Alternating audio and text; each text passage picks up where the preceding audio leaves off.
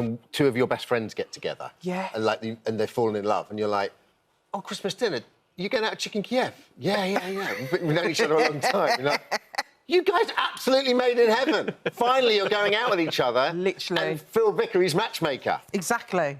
That's what this is. There you go. Now, see, look, here it is. Look, now I just want to run through this quickly with you. So, Chicken Kiev, well, we all know what it is. So I thought I'd do a turkey Kiev using a slice of turkey breast. Now, that one there is a little bit of Christmas cake stuffing, which we'll come on to. Wow. And you've got your classic Kiev. Now, normally it's made with chicken. OK, as I said, we'll make it with turkey. Now, what you need is a long slice of turkey breast with no skin on, like this one I've got right here. Yeah. Now, you see it's in a plastic bag. Now, you need to put a touch of water into there.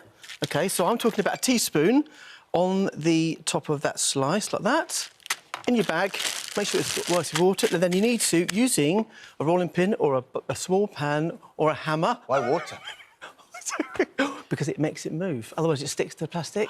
You don't need much at all. And all you're going to do is just want to smash this out as thin as you can get it without actually going through. So there, you've got to be slightly careful. So you just want to go like that and just take your time. See, that water makes that move along. If it doesn't, it sticks to the thing. So if you watch, I'll start at that and just go along, and then you'll see it move, like that. Then, that's that done. Now, let's talk about the filling. Here, I have a mixture of salted butter. It's quite important. Yeah. I like salted butter in this sort of thing. I also use salted butter in sponges because it gives a deeper flavour rather than unsalted butter. Did you use salted butter in this unbelievable mashed potato that you just made Alison to order? We did, actually, like 2 breaks ago. Can I just say... mashed potato, you've made it. Can I just say Tilly did it, I didn't do it, so there we are, but I did... Thanks, Tills. It's nice. Anyway, butter, parsley, lots and lots of fresh garlic in that goes. Let me get a spoon from over here. And... You know, the Kiev is essentially runny garlic butter wrapped in a coating. So much fun to make, isn't it, chicken? Now, the trouble with that is sometimes, if you're not careful enough here and you don't seal it properly, when you fry them or bake them in the oven, they do tend to ooze out. Right. So a couple of tips. First one is, I use a few breadcrumbs here in the butter. Oh. It just holds it together. You can also put a little teaspoon of starch, like corn flour. Oh. As it warms up, it just holds it so it doesn't run too much. And you mix that together until you get a soft paste. I won't do that because it's a bit dull. Here I've got one already done, as you can see, in good chef style. Now, the thing to remember about this also is because you need to seal this quite carefully, you'll have to just make sure you wrap it up. And with the butter, I'm just going to pipe that into like that, into the centre. Now, this is quite firm, so it's been in the fridge a few minutes. Oh, yeah. That's quite essential. Now, you can also make these, coat them and freeze them, and cook them from frozen. That's a good idea. It does work. So, fold it over like that. OK, you fold it right over so you've got it inside. Yeah. Make sure you tuck those underneath, those ends. Now, if you really want to, use a couple of cocktail sticks just to hold it in. But if you're doing it pretty much off straight away, you'll be fine. Is this the same MO if you're just doing a normal chicken Kiev? But you'd use a whole chicken breast, in which case you'd open it up, put the filling in. I always come a cropper there, because when I slit it open, I always then make a little puncture in the back. Exactly. Well, if you get a pointed knife, you can go in the end of the chicken breast and go around and create a pocket. Right, yeah. So have you done this before, then? I've done a chicken Kiev, but not this. This is now, class. So talking about the breadcrumbs there, also, this is really important. Here I've got starch, not flour, cornstarch. Now, as soon as it hits any heat, it will seal straight away. In actual fact, I do it on my Grenada film on Monday. So what you do is you just seal that meat like that, and be quite brutal with it, so make sure you get that corn flour everywhere. Yeah. So it's completely sealed. Now, that's really important, because as soon as that hits any heat, whether it's in the oven or in the fryer, or even if you're simmering, it seals it straight away, stops it opening up. I never knew that. Then you have egg, like that, turn that over. Again, be quite brutal with it, don't muck about. Here I've got, these are ready bought stuffing mix. Begins with P and ends in O. I can't mention the name, OK? So I'm adding chopped parsley. Now, chopped parsley is one of the few herbs that actually goes deeper green when you cook it, like basil, rather than going to an olive green.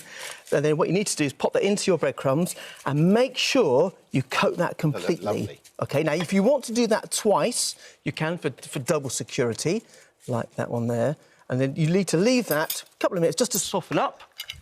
And, firm up in the fridge, and that way you'll end up with a perfectly sealed pocket. Now, here I've got one that I've already done and chilled, and I was going to show you this one here. So there's 2 ways of doing this, or 3 ways. You can deep fry it completely, you can partially fry it, both sides, and pop it in the oven, or you can bake it in the oven. So this one here, I'm just going to seal halfway. What do you think the best one to do is? I think seal it a bit like I do my fried chicken, half in the oven to finish it off, because you get a nice crisp coating on the outside. And also, if it does burst, then it's in the tray, not in the fryer. This is Go on, Al. Delicious. Is that right? It's so good. That's better than any shop-bought chicken Kiev ever. Let me show you this. So I've turned it over now. See? What a compliment. Here we go, guys. Just show me this here. So This is better than a mass-produced supermarket. So there you go. Those are the ones I normally buy, Phil. That's not I normally do buy. you know what, Al? Absolutely right, because some of them are very, very good. Yeah. Now, here, you can see even at a few seconds... One of them that's amazing. Yeah. Exactly, and that's why people buy them. Now, here's one here. You see, I've browned that already. Into the oven to cook that through. Internal temperature of 78 to 80 degrees, OK? And I've got a couple here, which I'm going to take out the oven. Now, before I cut those, I just want to talk to you about a different type of stuffing. Now, using that base idea of Christmas, and I've done this before, stuffing a turkey, works really, really well. Here I've got a sausage meat and onions that I've cooked down slightly. Then I've got a mixture of cranberries, or any dried fruit will do, because it's Christmas, a bit of parsley, also chestnuts, which you can buy either tinned, canned or vac-packed, or frozen. In they go. And here's the seasoning. The seasoning is Christmas cake. Wow. Christmas cake, you want about 100 grams, and you use the Christmas cake, break it up like salt and pepper, so it cuts the richness of the fat. And then you do the same process as that one there, bring it into the oven. And that one, I think you'll see on top there, you can see that one. So you make that, so that's effectively your garlic butter, isn't That's your garlic butter.